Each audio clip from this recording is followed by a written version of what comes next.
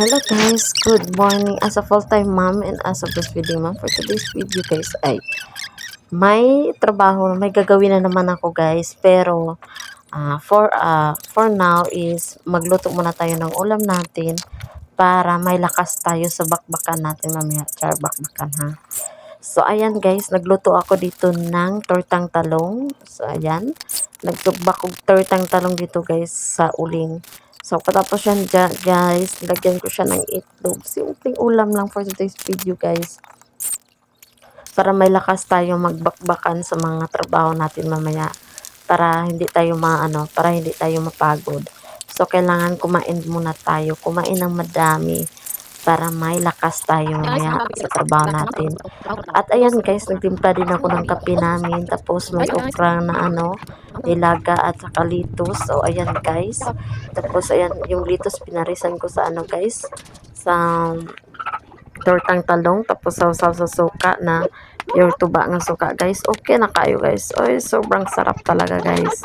So kaya ayan guys, ang full-time mom nyo for today's video. May gagawin naman siya sa bahay.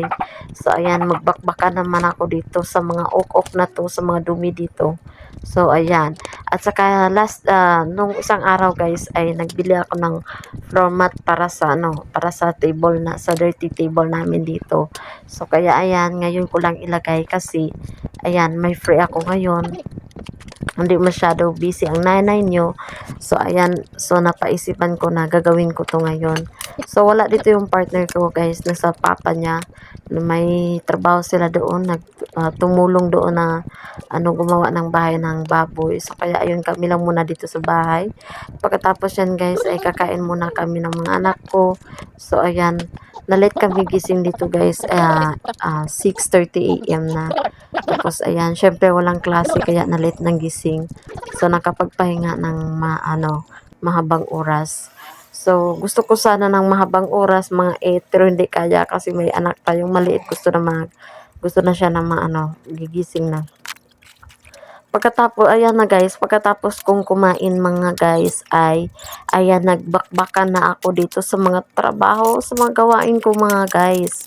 So, first of all, So, ayan, ayun muna guys ay, kinuha ko yung mga, dyan, mga plato, lahat-lahat dyan ang mga gamit na sa cabinet na yan.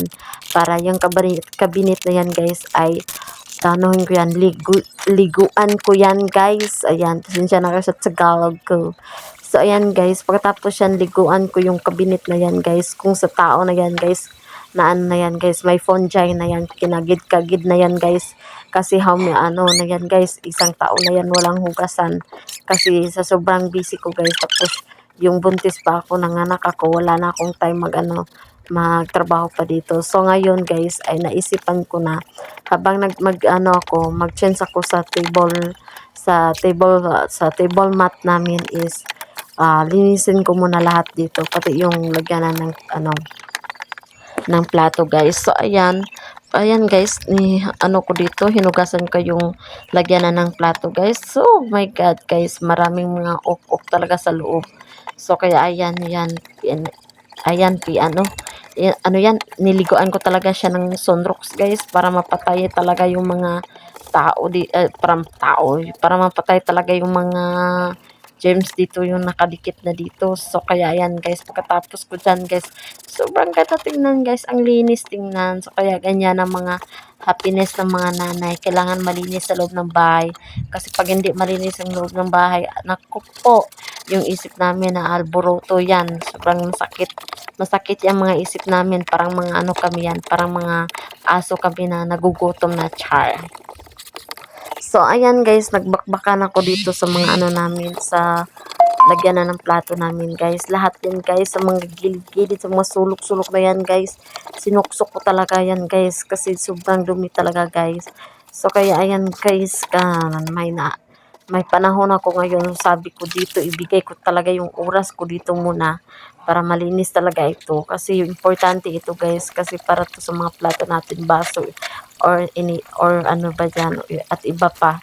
So, kailangan malinis talaga ito. Kasi may mga anak din tayo, kailangan natin malinis sa kapaligiran natin. Kailangan din natin malinis sa mga bagay sa mga gamit natin dito sa loob kasi mahalaga ito kasi may mga bata tayong maliit so kailangan malinis yan mga gamit natin.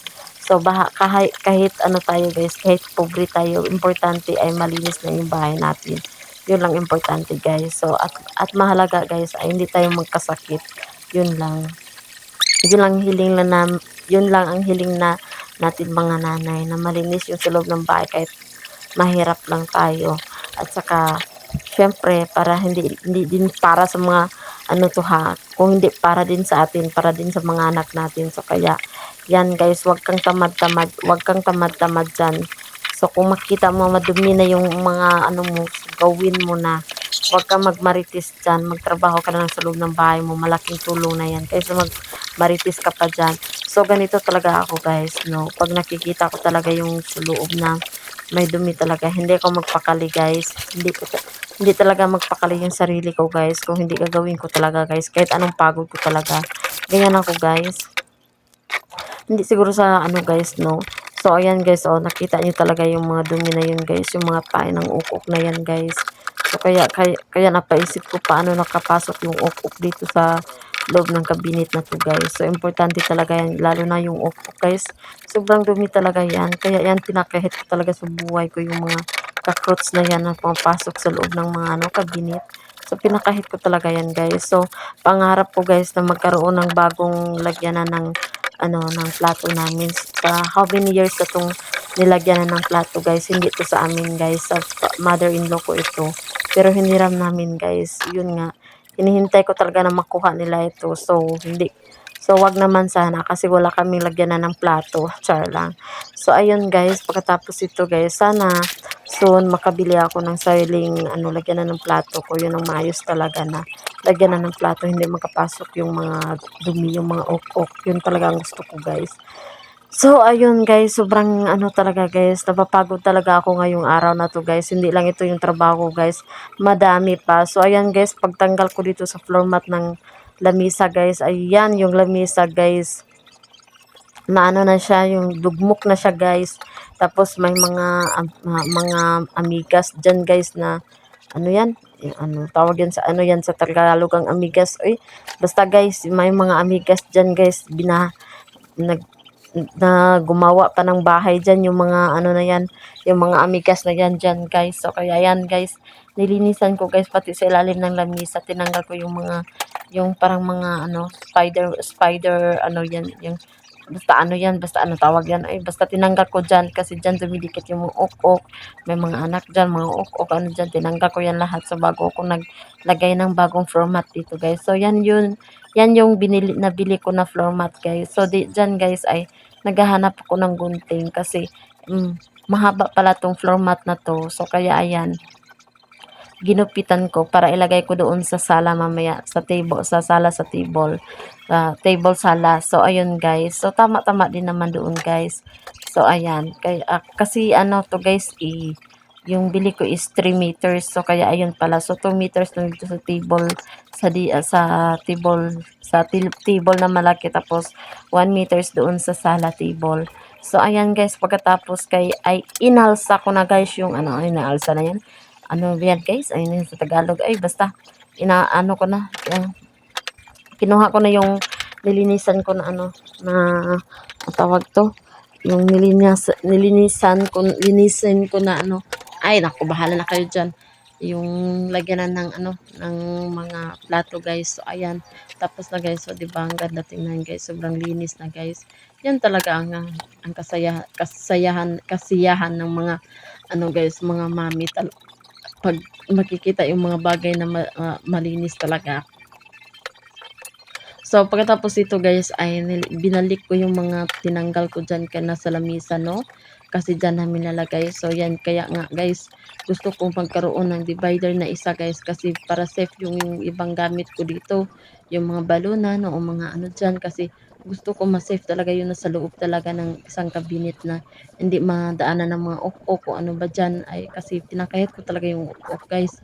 Pagkatapos dito guys ay yung sobra ng floor mat kada nilagay ko dito sa ano sa sala ng table. So ayan guys, tama-tama din naman. So 'di ba ganda. So ang result diyan mamaya guys, makikita nyo talaga. So ayan ang result niya guys. Ipapakita ko sa inyo. Charan! So, ayan na guys, ang result ng ano, sa sala table. So, ito guys, pasensya na kayo kung nakita nyo yung upuan namin dyan, sobrang dumi. Yes guys, sobrang dumi. Yan talaga guys. Kasi na ano ko yan na nilinisan ko na yan guys. Ginamit ko ng brush, pinaliguan ko. Pero hindi matatanggal guys. So pasensya na kayo. So ayun guys, ang after, before ng table namin. Tapos ang after ito na nga. So ayan diba? Charan! Ang ganda diba guys? So kahit sobrang ano, malinis talaga siya tingnan. So pagkatapos ko naman dyan guys, mag ano dyan sa lamesa, yung nakita ko itong mga ano, yung mga ano to, sapatos ng anak ko guys. So ayan guys, wala. Hindi ko pinatumpik-tumpik na yan guys. So ayan, nilinisan ko yan, ni-brush ko na yan kasi mainit, sobrang init ng panahon ngayon. Sayang naman. So ayan guys, nag-brush pa ako dito ng mga sapatos guys kahit pagod na ako, no? Pagkatapos yan guys, pagkatapos ko i-brush yan guys, nagpunta, yeah, sinampay ko na yan doon sa labas guys. Bahala na si Batman dyan siya. So ayan guys, ang ginawa ko, sinampay ko doon sa labas yung mga sapatos. Actually guys, one day lang guys, ayun, tuyo talaga yung mga sapatos guys, 'di ba? So, diba? Ano pa yan, diba? So, ayan guys, wash. Oy, basta ayan guys, oy, inaano ko na dito, pinaliguan ko na, niwaswas ko na guys. Ay, tapos na ako mag-brush. So, ayan, di ba? Bilis-bilis ko guys. So, bahala na kayo dyan. Binilisan ko yan guys kasi yung anak ko umiiyak na. Diyos ko naman. Pagkatapos ko dyan guys, ay ayun guys, dinala ko doon sa labas para isampay ko na yan. At pagkatapos ko yan isinampay guys, ayun guys, naligo ako ng pinaabtik guys, no? Kasi grabe yung alikabok sa katawan ko guys. Ayan guys, naligo na ako. So, dito na lang yung video ko guys. Hanggang dito na lang. Maraming salamat sa suporta nyo. God bless.